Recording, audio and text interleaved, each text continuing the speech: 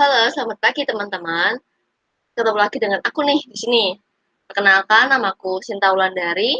Aku merupakan mahasiswa Universitas Dianus Montorot, jurusan Teknik Industri.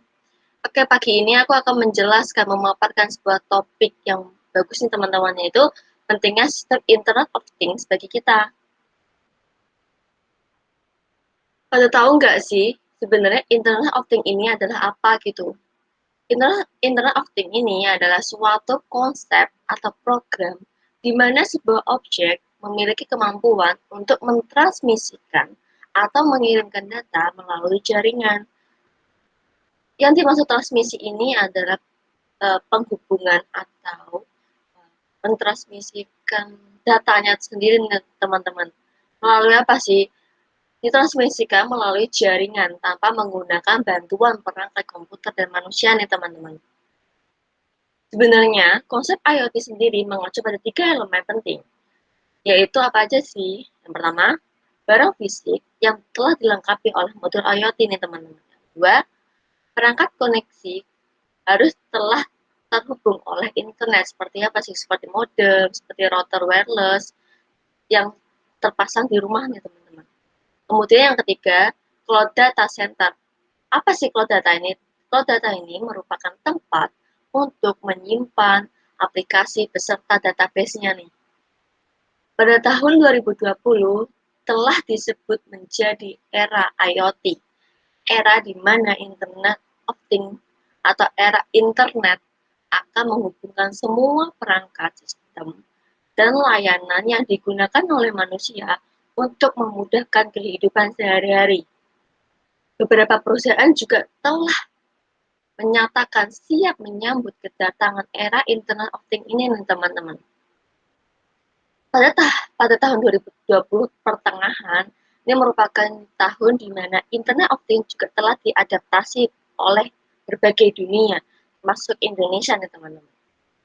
Dan kalau ada pertengahan tahun 2020, sebenarnya sudah ada beberapa perusahaan besar, perusahaan industri yang telah menerapkan ataupun mengatur standar terkoneksinya perangkat IoT ini. Seperti apa sih teman-teman? Aku sebutin yang pertama, Intel, yang kedua, Broadcom, kemudian Dell, dan Samsung nih teman-teman.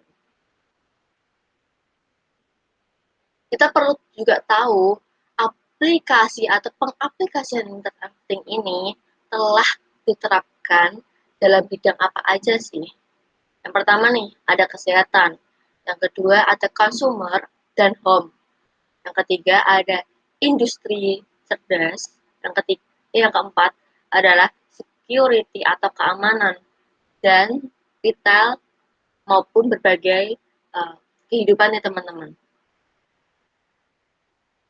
Untuk pengimplementasi IoT-nya sendiri, yang dapat kita lihat di rumah atau dapat kita jumpai ini apa aja sih? Yang pertama nih, kita bisa melihat berbagai software yang diaplikasikan melalui smartphone. Yang kedua, berbagai alat elektronik seperti AC, komputer, mesin cuci, kipas, dan sebagainya nih teman-teman. Ini telah diadaptasi, telah diimplementasikan IoT di dalamnya tanpa kita sadari nih teman-teman. Nah, masuk ke pandemi nih teman-teman. Pandemi COVID ini menjadi suatu masalah nih teman-teman, di mana permasalahan ini telah menjadi permasalahan besar bagi dunia termasuk Indonesia. Segala cara telah dilakukan untuk mencegah penyebaran pandemi COVID ini, termasuk pembatasan kontak dengan lawan bicara kita. Jadi kita harus perlu menerapkan namanya social distancing. Padahal masyarakat Indonesia sendiri belum terbiasa nih dengan adanya penerapan pembatasan kontak ini, yaitu di mana kita harus uh, menjaga jarak antara kita dan lawan bicara kita atau antara kita dan teman kita untuk saling berinteraksi. Inilah yang menjadi keterbatasan sistem antara kita dengan yang lain menjadi sebuah problem besar di Indonesia ya teman-teman. Sehingga Indonesia harus menemukan sebuah solusi untuk menghadapi pandemi COVID ini. Bahkan, Moshe mengungkapkan implementasi IoT ini dapat membantu meminimalisir kontak antara manusia dan dapat menjadi sebuah jawaban permasalahan, yaitu permasalahan social distancing yang belum menjadi sebuah keterbiasaan antara kita dengan yang lain. Mengurangi kontak antara kita dengan yang lain merupakan hal yang penting. Kenapa sih? Karena kita bisa menghambat, bisa menahan laju pandemi untuk mengubah uh, pekerjaan kita juga nih teman-teman.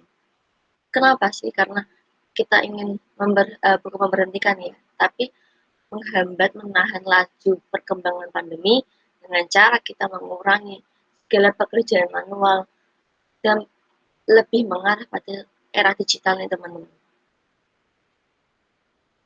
Pandemi ini telah menjadikan kita untuk menerapkan IoT 100% ke dalam kehidupan kita. Dan pandemi ini telah menjadikan Indonesia sendiri untuk mengembangkan teknologi IoT ini teman-teman. Itu dengan apa sih? Dengan merubah pekerjaan dari yang tadinya manual menuju ke digital. Dan ini menjadi ketetapan kita untuk menjaga jarak atau kontak dengan manusia di era pandemi ini nih teman-teman. Perkembangan teknologi IoT ini juga menjadi suatu solusi yang baik. Karena apa? Karena ini yang dapat meningkatkan efisiensi dan transparansi perkembangan di Indonesia. Jika kita pikir kembali, kita itu tidak akan mengalami kerugian nih teman-teman. Kok bisa? Karena perkembangan teknologi IoT, pengimplementasi teknologi ini akan menjadi hal yang sangat efisien, di mana kita juga tidak akan mengalami adanya kebocoran data. Karena juga ada security cybernya nih teman-teman. Kemudian kita perlu tahu juga asal-asal data ini nih. Kemudian data ini mau kemana atau pertama kali dibuat gimana, kita harus tahu semua. Jadi kita tidak akan mengalami namanya kebocoran data. Internet of Things ini juga memiliki banyak kegunaan dan dapat diadopsi ke berbagai sektor industri nih teman-teman. Pengadopsian ini juga perlu banget peran kita nih, apalagi peran seorang mahasiswa untuk bisa mengadopsi, untuk bisa mengimplementasi lebih lanjut IoT ini dalam kehidupan kita nih teman-teman. Nah, perkembangan terbaru Miyota City yang dikenal dengan Smart City sedang dikembangkan oleh Miyota dan kemungkinan untuk memonitoring penggunaan listrik, air, gas, dan lebih lebih lebih keefisien hal-hal yang kita lakukan ya teman-teman. Seperti menjaga jarak kontak